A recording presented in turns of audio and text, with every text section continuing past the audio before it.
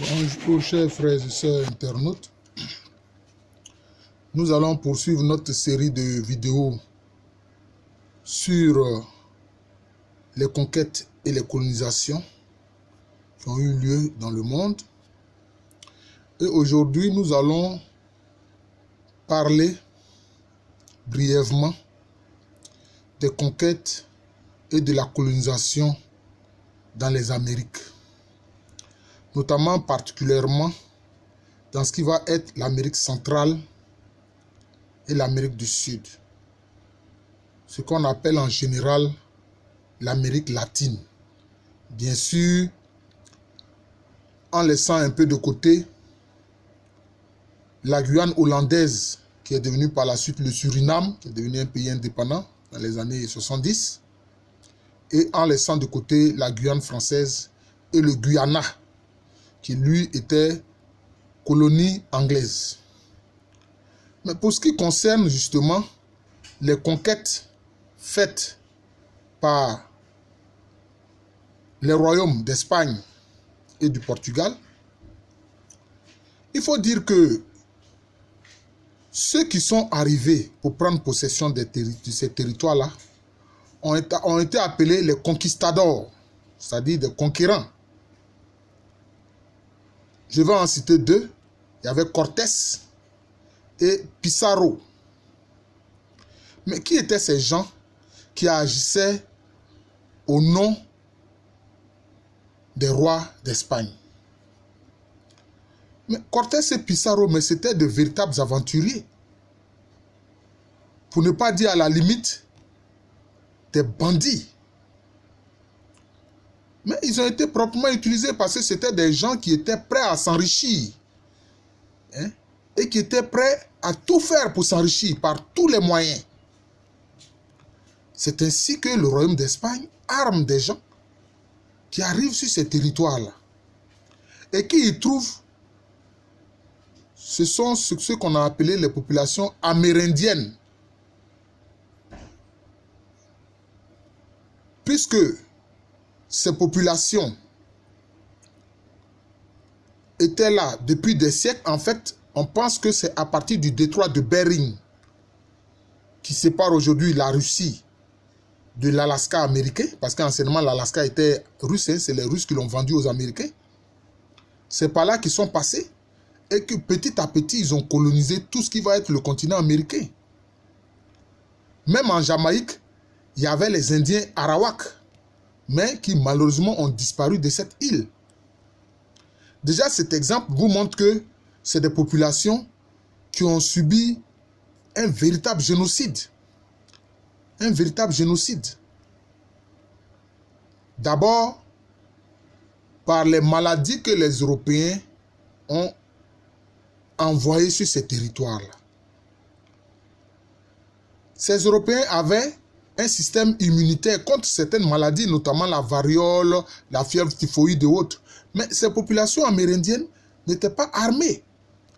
Donc, beaucoup de ces Indiens ont été décimés par ces maladies que les Européens ont introduites sur ces territoires.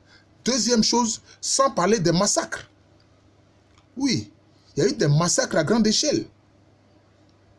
Or, ces Européens qui sont en fait venus s'enrichir, concernant les Espagnols et les Portugais, c'était simplement une affaire d'enrichissement. D'ailleurs, c'est la même chose pour les autres, mais les autres au moins, ayant connu la révolution industrielle, bon, ils cherchaient des matières premières, etc., des débouchés commerciaux, etc. Mais pour l'Espagne et le Portugal, c'était simplement pour s'enrichir. Et régulièrement, c'était des cargaisons d'or, d'argent, de pierres précieuses qui emplissaient les navires portugais et les navires espagnols en partance pour l'Europe. C'était ainsi. Et d'ailleurs, que faisait la noblesse espagnole et la noblesse portugaise? Mais c'était pour organiser de grands festins avec tout cet or, cet argent et ces perles précieuses qu'ils exploitaient dans les Amériques. Ils n'ont rien fait de bon avec, comme on le dirait. Ils n'ont même pas pu financer une révolution industrielle quelconque avec toutes ces richesses qu'ils ont amassées. Et quand ils parlent de civiliser ces populations, mais nombre de ces populations amérindiennes avait une culture et une civilisation bien au-dessus de celle de ces Européens. Je vais vous citer quelques civilisations. La civilisation Maya. Cette civilisation a conçu de grandes pyramides. Les Aztèques, hein, l'Empire Inca, tout au long de la cordillère des Andes. Sans parler de la culture des Toltecs, des Toltecs notamment, hein, et des Olmecs. Donc c'était des populations qui avaient une culture très riche. C'est vrai, elles avaient, je dirais, quelques déboires internes. Parce que quelquefois, il faut dire que ces empires et ces royaumes, quelquefois aussi, pratiquaient une tyrannie qui ne dit pas son nom.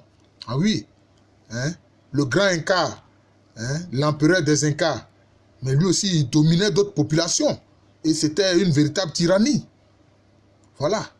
C'est vrai, elle connaissait des problèmes internes. Mais ce que les Européens sont venus faire, mais les a totalement désarçonnés. Et c'est ce qui est arrivé à ces populations-là. Vous voyez, hein? Regardez toute cette civilisation qui a été totalement détruite. Totalement détruite. Et ils étaient méprisés. D'ailleurs, quand par la suite l'indépendance va arriver et que toutes ces républiques vont se créer, hein, toutes ces républiques vont se créer, le Brésil, le Mexique, le Venezuela, la Bolivie, etc. Mais ces populations amérindiennes sont toujours été mises totalement en marge.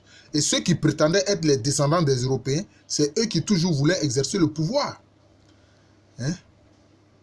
Dieu merci, en Bolivie, Evo Morales, qui lui est un Amérindien, aujourd'hui dirige le pays et il a amélioré la vie économique et sociale des Boliviens. D'ailleurs, c'est lui qui a dit, ça suffit. La plante de coca, pour nous les Amérindiens, ce n'est pas une drogue. Ça nous permettait de résister à la faim et de parcourir de longues distances, notamment dans les zones qui étaient des zones montagneuses. C'est vous qui en avez fait une héroïne pour détruire les gens. Sinon, la plante de coca, la feuille de coca, mais c'est un remède pour le corps. C'est un bien pour le corps. Et il a légalisé la culture de la feuille de coca. Et je pense qu'il a bien fait. Voilà, il a bien fait. Voilà. Donc, comme je l'ai dit, je ne veux pas que mes vidéos soient trop longues, mais c'est pour vous donner une idée de ce qui s'est passé dans les Amériques. Un véritable génocide contre ces populations amérindiennes qui avaient une culture riche. Dans la culture maya, dans la culture aztèque. Mais ces populations-là savaient construire des pyramides, tout comme on l'a vu en Égypte. On ne sait pas quel lien peut lier justement ces pyramides, hein, de ces Amérindiens-là avec les pyramides réalisées en Égypte, en Afrique. Mais vous savez, l'être humain n'est pas seulement un corps physique, il est aussi un esprit. Et tant que notre civilisation matérialiste ne comprendra pas cela, mais nous resterons en marge. C'est pour ça que quand certains sociologues et anthropologues sont allés faire des études chez les Dogons, ils ont été surpris de voir que les Dogons connaissaient l'étoile de Sirius. Ils ont dit il y a un premier Sirius, mais il y a un second Sirius, le Sirius B, que les Européens, les cosmologues européens ne connaissaient même pas, les astronomes européens ne connaissaient même pas. Pourtant, les Dogons, ils étaient informés de cela. Ils ont même dit qu'il y a un Sirius 3. Mais que, disons, l'astronomie n'a pas encore découvert.